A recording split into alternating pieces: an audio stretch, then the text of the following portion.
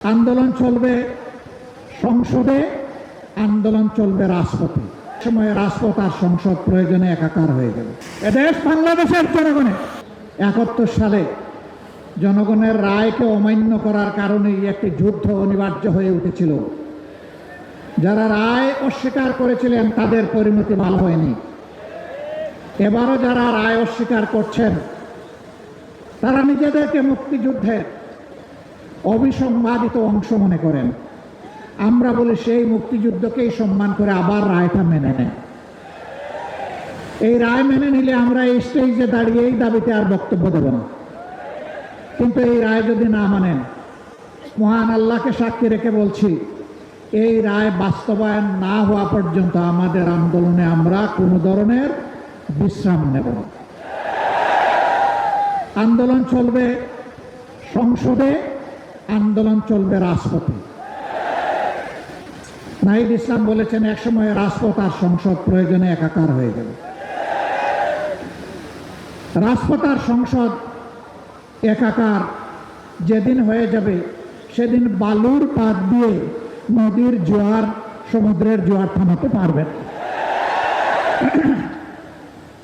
ফ্যাসিবাদীরা বিভিন্ন ন্যারেটিভ তৈরি করে, বয়ান তৈরি করে জাতিকে বিভক্ত করেছিল।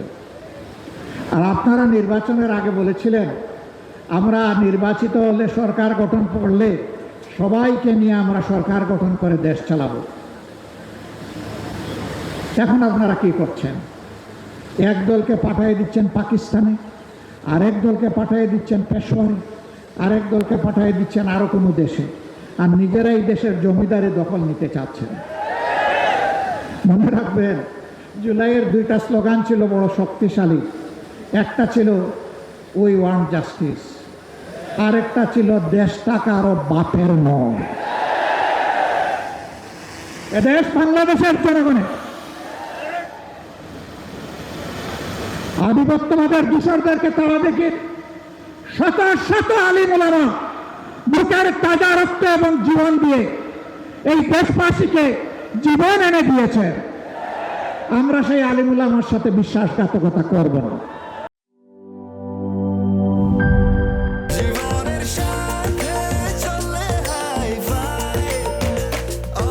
স্বাস্থ্যকর অল টাইম, সব সময় অল টাইম হেলদি লাইফ।